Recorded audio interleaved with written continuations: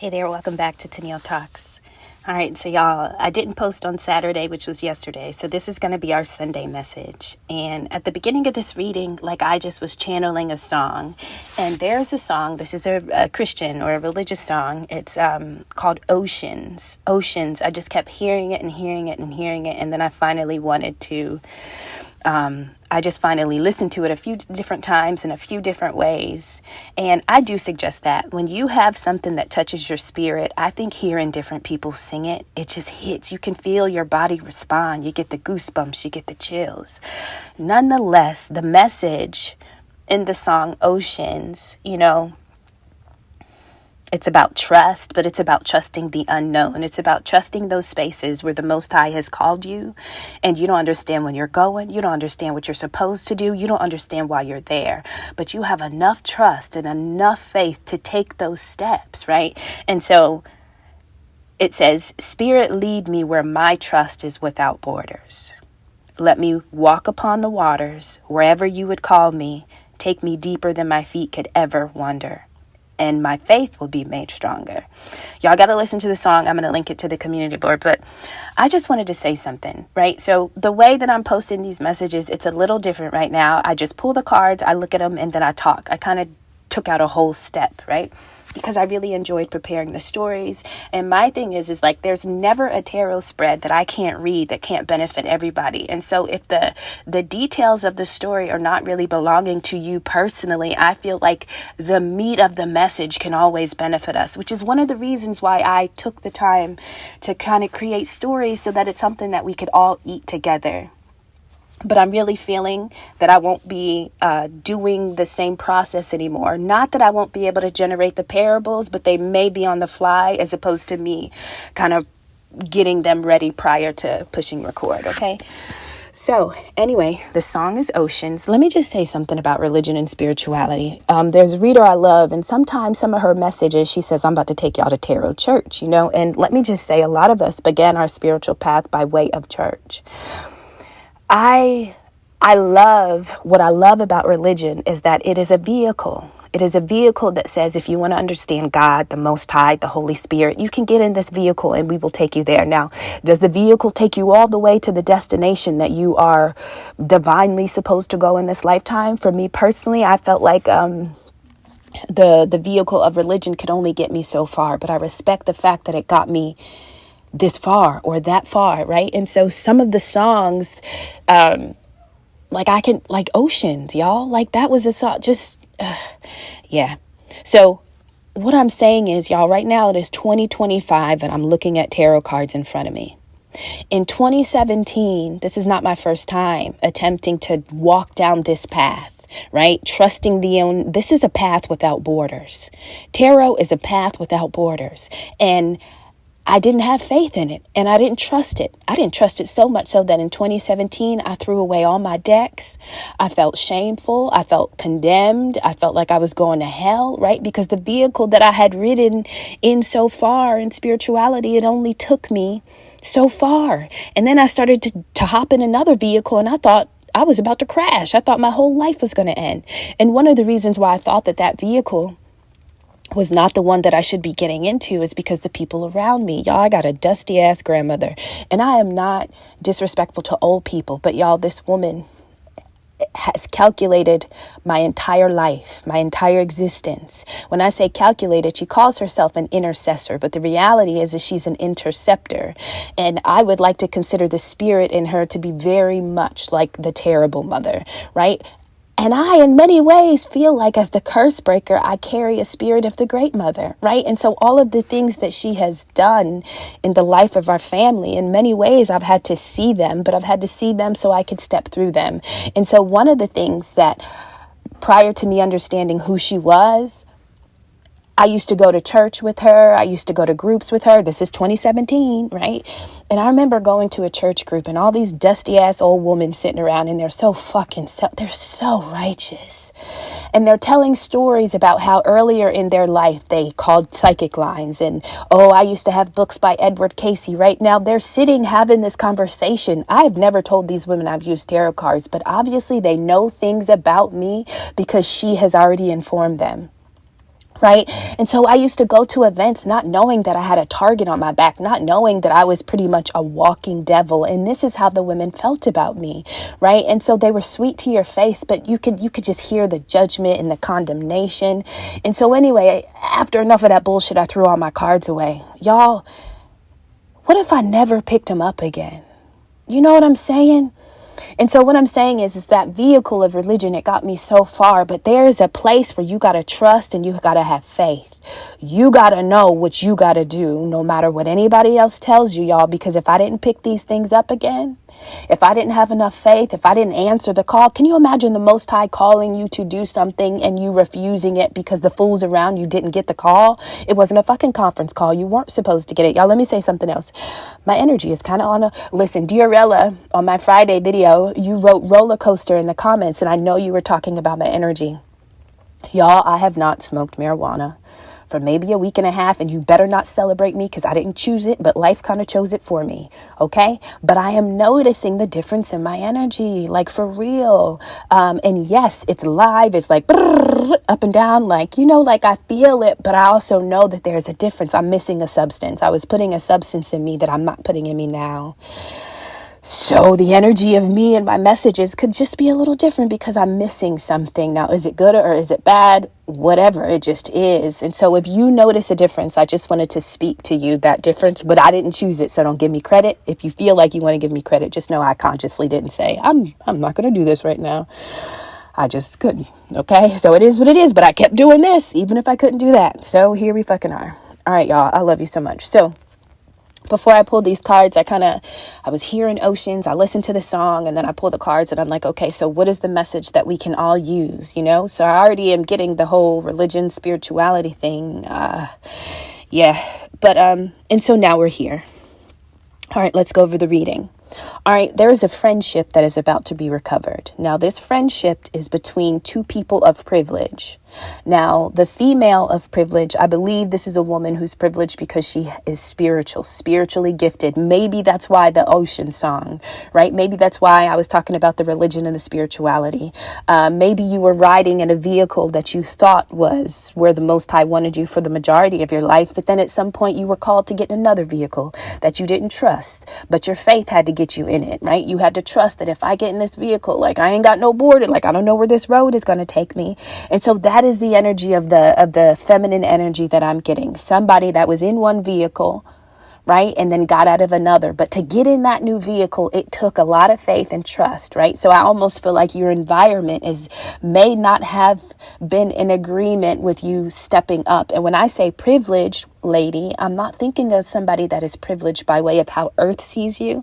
Everything I do is spiritual. So I feel like in this reading, the privilege is because of how the Most High sees you. You are favored. You have spiritual privilege because of your proximity to the Most High, the character of your spirit, the nature of your soul, the contents of your mind and your emotions have made you a being of privilege. So we've got the privileged lady, and then we've got a King of Pentacles. Now, King of Pentacles, it doesn't have to be masculine, but this is somebody that has mastered the element of earth. To master the element of earth, you really had to master all of the other tarot elements, right? Because we first get that spirit. We first get the wand. That's when we get that inspired spark. After that, we get the mental, we get the thoughts, right? So we take that spark and now our mind is trying to rationalize it, to be logical, to create something with the spark that spirit has just given us. Well, after we get the mental understanding, well, then our emotions start to kind of intuit, or we get creative. We start to attach love and excitement and joy to the spark and to the thoughts. And then finally, when we do all of those three things in that order, it manifests into something physical. And so in order to be a king or a queen of pentacles, you had to have mastered the element of fire, of air, and of water in order to get it to manifest and seed itself on earth. So anybody that has mastered the earth element is also spiritually gifted because they understand how to master their emotions, their thoughts, and the spirit in them. They package it and then they can grow some shit. There is a friendship between a privileged lady and a king of pentacles that is about to be recovered. Now, when this king of pentacles enters the life of the privileged lady, the energy attached to this is love and charity. So this could be a friendship that you had in the past, but for whatever reason, maybe it kind of fell out. Now, this doesn't have to be romantic. This doesn't have to be intimate, but there is a soul who almost matches your privilege, meaning the spiritual privilege that you carry. This soul that you are about to be recovered or connected with, it's almost like y'all about to circle back around. This is a soul that, just like you have that spiritual privilege, this soul is somebody that demonstrates earthly privilege. So can you imagine two people coming together? And this is above and below. The privileged lady is the above, and this king of pentacles is the below. So what happens when two people that have mastered themselves in the realm in which they were supposed to come back together? I don't know. That's the general nature of the reading. But in order for this king of pentacles and this privileged lady to come together, they had to overcome an obstacle. Now, just like I told you, my dusty grandmother was an obstacle for me to get in this new vehicle of spirituality and to really accept my calling, right? She was my roadblock. She was attempting to stop me, and I just had to have enough trust and faith that I could do this. Whatever happened between the privileged lady and the king of pentacles, I feel like the environment that kind of disconnected the friendship or made the friendship challenging or something that made you kind of separate and come back together, it was because the people either in the king of pentacles life or the people in the privileged lady's life. Okay. Now, when we start the reading, I have marriage and false worship. Okay. So I really don't have a problem with marriage. It's just about the intention of the marriage. If we're considering marriage to be a ministry where the Most High can move through a couple and demonstrate godly principles, then I'm totally fine with it. Now, this reading is saying that somebody was on a karmic path and they were involved in a marriage. Now, listen, if you are on a karmic path, that also means that at some point you have the ability to walk in your destiny. But you can't walk in your destiny until you complete the requirements and the contracts on your karmic path. When I think of karmic path, I literally think of the Hermetic principles, the 7 Hermetic principles or the laws of the universe, because karma is all energy. And so many of us, if you don't know that your life is on the karmic path and you are not honoring these universal principles, then you can get effed up. Right. And so a lot of us start to recognize that we have a greater calling because we can't do what everybody else can do. Right. Not only that, people can't do to us what they do to other people. And so the karmic path says, listen, energy is real and you're going to learn today. Whether you're responsible for pouring out good energy or you're responsible for pouring out bad energy, you're going to learn today. Now, most of us are required to walk the karmic path until we have cleared out all of our contracts. When your contracts are clear, here comes the path of your destiny. Now you can walk into the new life. It's almost like, you know how some people cook a meal and they don't want to make a new meal if there's leftovers. It's like, I'm not going to cook again. We still have food here to eat. Imagine that in your last life, you were in the middle of eating a meal, but then your life ended. Right. And whatever that meal is, it really represents energy. It represents lessons and principles and it represents things that you left unfinished. And so when you come back to a new life, you got to finish your leftovers before you can make a new meal. The new meal would be the destiny. This is the mission that the Most High has sent you for. And so a lot of us are consuming our leftovers until we wake up to understand what our destined path is. And so one of the ways that some of us have consumed our leftovers is by way of marriage. We get in these karmic marriages, these karmic contracts, these karmic relationships, which are not good or bad, but they are a reflection of what was left over energetically from our past life. Now, what I'm seeing here is that the karmic path requires stability, meaning if you cannot anchor yourself in your karma, if you cannot make that shit work and burn that shit off, it is very hard to get to the new life and to the destiny. Okay? There is a house or there is somebody that was attached to your karmic path, possibly by way of marriage. Now, whether this marriage itself was false worship, meaning you didn't get married for the divine reasons, right? Meaning God wasn't in it. Okay, so either the marriage itself was a form of false worship, or the person that you were married to was a false worshiper. Meaning whether they knew it or not, they really weren't about unity. They were all about division. Okay. And so right now there is a household, or there is a marriage, a unit, somebody on the karmic path, somebody that was attached to some type of false worship is grieving. They're grieving, and they're grieving because the privileged lady, or they're grieving because the King of Pentacles is finding their stability, right? So imagine a false worshiper is feeling regret, sadness, and remorse that somebody has become stable on their karmic path, meaning you finished your leftovers. Somebody, maybe that you're married to, is pissed off that you finished your leftovers energetically, right? Meaning you learned everything you needed to learn. If this is somebody that accused you of being everything but a child of God, right? It is in this moment in your life where you get to step out and your destiny is going to truly reveal who and what you are. You have been given a gift. Whoever is watching this shit take place in your life is would consider this to be a miracle. Okay? Destiny. Imagine that you're in a shower. Now, sometimes you take a shower and the shower doors start to steam up, or the windows inside the mirrors inside the bathroom start to steam up. Well, when there's like a foggy or a steamy window and you put your hand on it and then you pull your hand back, you can see your handprint, right? I want you to imagine that when you burn off your karmic path, when you have eaten all of your energetic leftovers that were still teaching you and grooming you and growing you from your past life, when you finish that meal, you don't necessarily know what you're cooking. You don't necessarily know the next meal that you're about. You don't understand the new life just yet. And this is how I understand it to be. Your partner, once you are in your destiny, is the universe. Imagine that it's all foggy, but when you put your hand on that mirror, it leaves that print, right? That is the print of your destiny. That's almost like you are signing in. There is a moment in your time where energetically, literally, if you just put your hand up in front of your face like a mime, right? Like you're touching a foundation, but it's not there. That is what it is like to be in the destiny of your new life.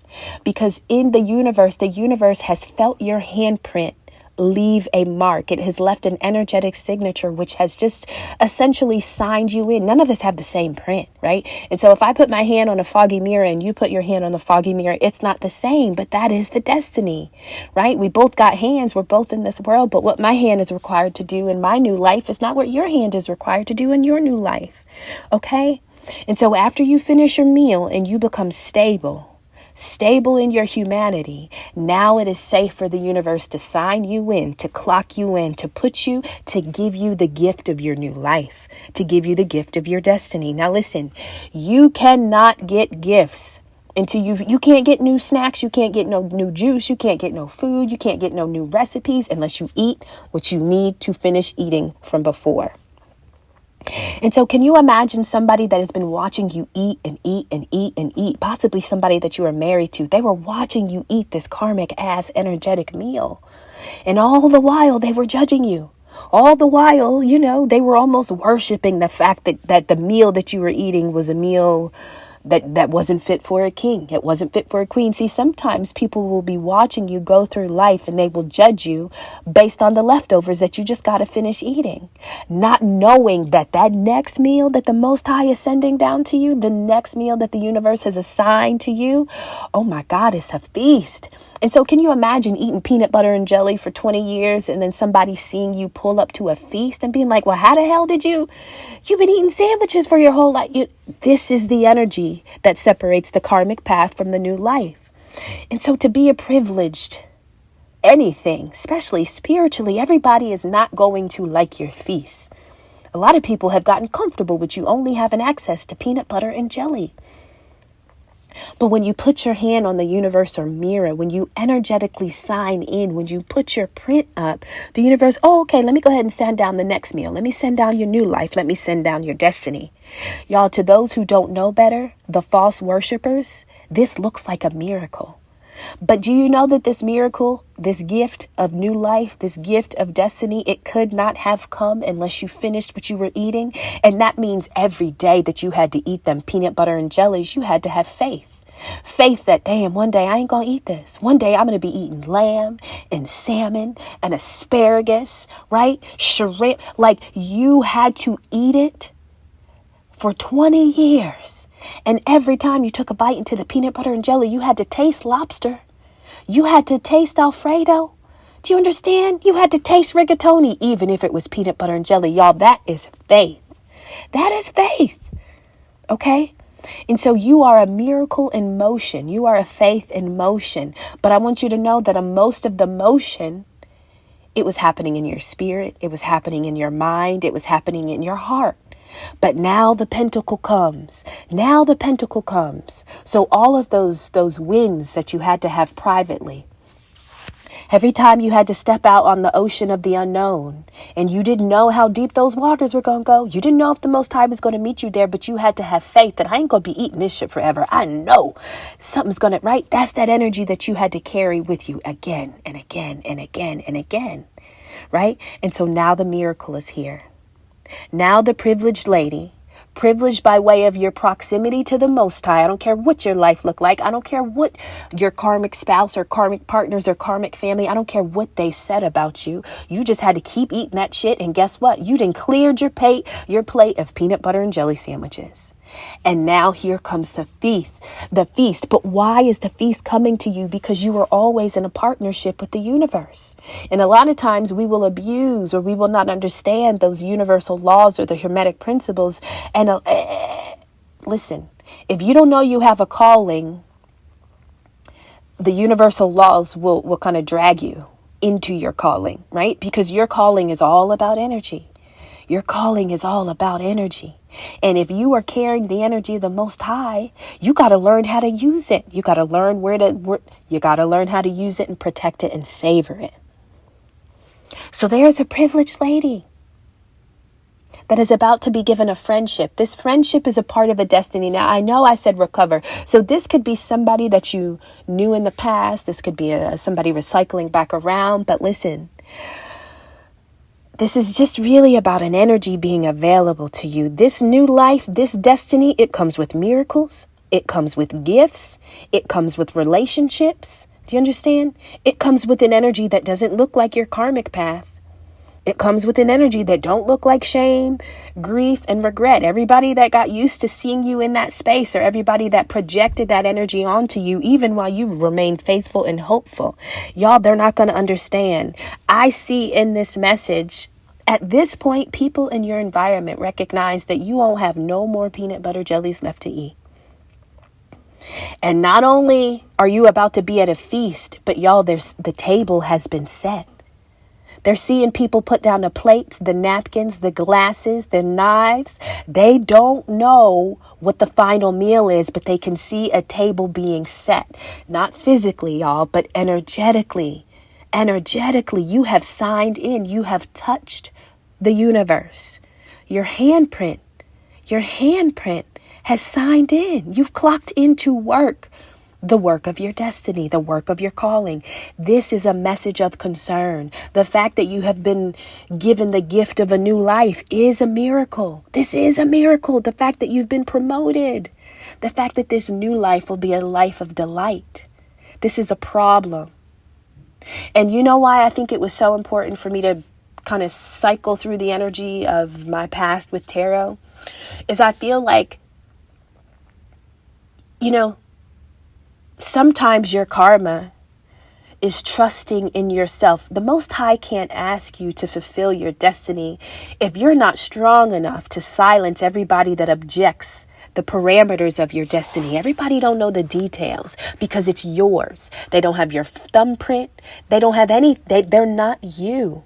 But a lot of morons will kind of surround you. And listen, the same morons that try to keep you off your path are the same ones that are still eating the leftovers from their last life. They know they ain't never going to get a feast or have a table set for them. You think they're going to want to see you prepare for your feast? And not that people are consciously aware. Some people are consciously aware that they're stopping you or attempting to stagnate or stump. But like some people actually are, they're doing that on purpose. right? But what I'm saying is that when the nature of your energy starts to change, people know. And the way they respond to you, the things that they do to you in order to stop, stunt, and stagnate you is really between them and God. That ain't got nothing to do with you. Because when God has says, oh, here's your next meal, baby, I'm getting it ready for you. This is what we're going to eat. When you start having that conversation and unlocking the pieces, for instance, Tennille Talks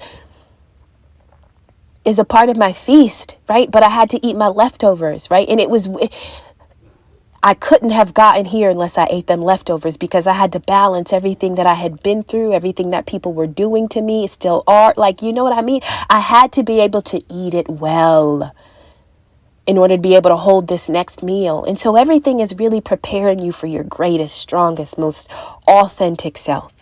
And so the problem with you getting this new life, the problem with you finally clocking into and this shit is happening fast. This is happening fast. This cannot be stopped. This cannot be slowed down. No, because you have nothing else to eat. You finished your meal. Sometimes people just want you to sit there and starve. They don't want the Most High to put nothing else in front of you to eat. They just want to watch you starve because they're so mad that you done leveled up out of the peanut butter and jellies. The gift that you are about to be given is a gift of indulgence, of joy, of interaction, of friendliness. Can you imagine being in a karmic marriage? Being cut off and isolated. Y'all, I've never been so single until I was married, right? Obviously, I'm coupled, but energetically in my spirit, I never felt so alone, right? But now you're given the gift of joy, of friendship, of connection, of camaraderie. And the problem is that you have been set free. I literally see here that the karmic path is bringing in a new life. And the new life is connected to a psychic. This is why I was feeling that, y'all, if I never picked up my cards again, them dusty hoes would have won. These self-righteous, old, decrepit, I can't stand them. I'm sorry. No, I'm not sorry. No, because they're nasty. All these hateful, dark-hearted church mothers that want to suck the life out of the divine feminine and the divine masculine. You know, these bitter people who failed every divine test. They failed every one of their tests. And when they start to see you passing, when they see the greatness in you, when they see the favor of the Most High on you, oh my God, they like to corral, they like to project, they like to talk about you, they like to slander you, all while saying they're doing the Lord's work. But no, they're eating peanut butter and jelly and they want you to keep eating it. Right? And so when you start eating something different, but they've already accused you of being, so anyway, I have that the psychic. So at some point, maybe your psychic gifts, or maybe a part of your gift. What can you imagine if I didn't? Obviously, God gave me this, but if I believed what those people wanted me to believe about myself, I would never have been able to eat this meal in this way. I never would have gotten the new life because I would have believed that I was supposed to be eating peanut butter and jelly with them old dusty hags. You know what I'm saying? And so you have to be able to break yourself out of the prisons that people have put you in before you can indulge. And that is essentially what this privileged lady has done. You have broken yourself out of false prisons, which for some of us will have been a marriage on a karmic path. And this is like now you can recover the friendships that are going to reflect your joy. They are going to reflect the fact that you're eating a new meal. A lot of the relationships are going to be peanut butter jelly relationships until we are done consuming the energies of our karmic path. And so somebody is recognizing, hey, she ain't got no sandwich bags, no peanut butter, no bread, no brown. Yo, what is happening? And so whoever is watching you is literally stressed. Can you imagine somebody being stressed at your promotion? The only people that could be mad that you're going up are the people that are still down, and they're watching you rise. And as you rise, they recognize that they're not rising with you. And the same reason that you were low, right? Now, when you were eating that peanut butter and jellies, it was fine because everybody could project on, I know why God's punishing you. Or I know what you did, right? Everybody's got a prescription. Everybody's got a remedy for why God has taken his hand off your life. But what if the hand never left? What if God made every peanut butter and jelly for me that I ate? Every sandwich was prepared by God and I ate it. And I ate it knowing that one day I was going to eat lobster and shrimp and oxtail. I knew I was going to eat it. And red snapper and escovitch, whatever that delicious. Oh my God. Can you imagine eating peanut butter and jelly for 30 years, but tasting lobster, but needing to have enough faith that that lobster was going to manifest? It was going to come through your spirit. It was going to move through your mind. It was going to drop in your emotion, and then you're going to see it in your hand. Everybody can't do that, y'all. Everybody can't do that. And so I want you to respect the hustle in you, because if you didn't have that level of hustle, you wouldn't have gotten the feast. You wouldn't have gotten the meal. To eat peanut butter jelly every day and to not be poor in spirit, to not feel like you're in poverty, right? To do more shit, but then not become a poor spiritual person. Everybody didn't pass that test. And a lot of the people that are spiritually poor are so righteous in their religion that they don't recognize the divine gift in you. But they're going to learn today. They're going to learn today. Because when that feast is set in front of them and they're still eating them sandwiches, they think they're fancy because somebody didn't cut the crust off of the edges. No, it's still peanut butter jelly, fool. Right? You just done got fancy with it. Now you done got stencils and you're cutting it out in different shapes. No, we're eating different over here. And y'all, so not only is this a meeting about you eating differently, not only, you have clocked into your destiny. This is your new life coming in fast and it can't be stopped. But I want you to know that anybody that you used to be eating peanut butter jellies with is mad that you got a new dinner date coming and y'all gonna eat lobster. Right? Because now the friends, the relationships, the connections that you have been imprisoned and locked out of energetically. Listen, all these people got RSVPs for the same feast as you. Can you imagine? So not only do you get access to an energy, your destiny includes partnerships and relationships and your destiny includes laughter. It includes smiling. It includes you not feeling alone and isolated and by yourself. Now, I have somebody else. Now, this reading is showing as an emotional, masculine energy. This is an emotional, masculine energy. This could be connected to marriage or somebody from the karmic path. But I feel like, just like for me, it would be my dusty grandma, right? Because she's watching me eat now.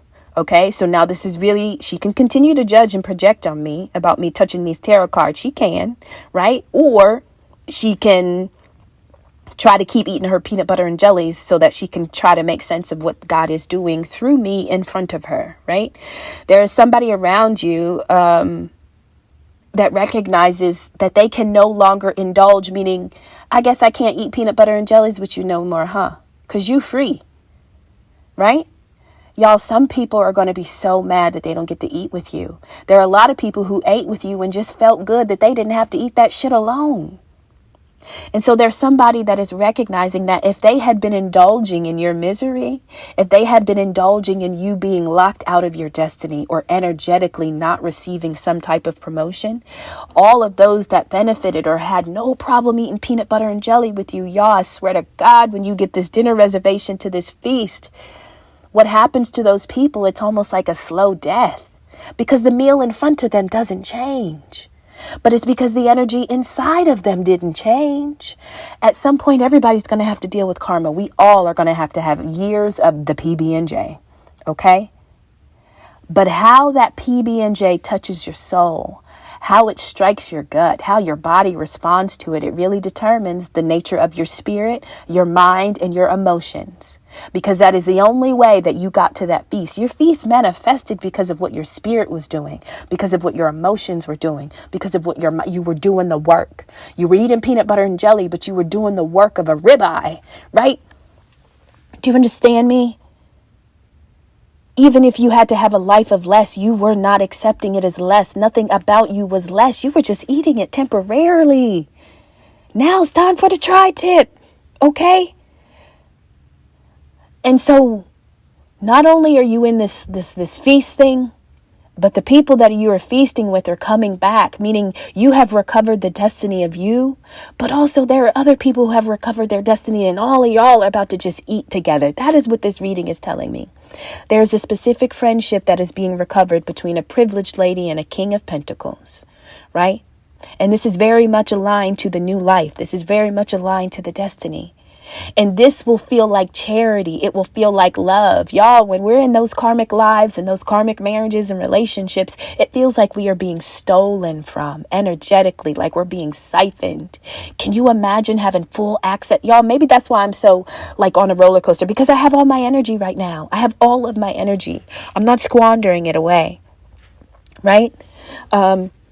And so maybe maybe that is the energy. It's the charity is in the form of energy, but the energy will come in relationships. It'll come in gifts. It'll come in prosperity. It'll come in abundance. But all of this is attached to the destiny. All of this is attached to the new life. The new life don't look one way. Energetically, it is a variety. It is a variety of all of your work spread out in different capacities. I love y'all so much. I'll talk to you on the next one. Bye-bye.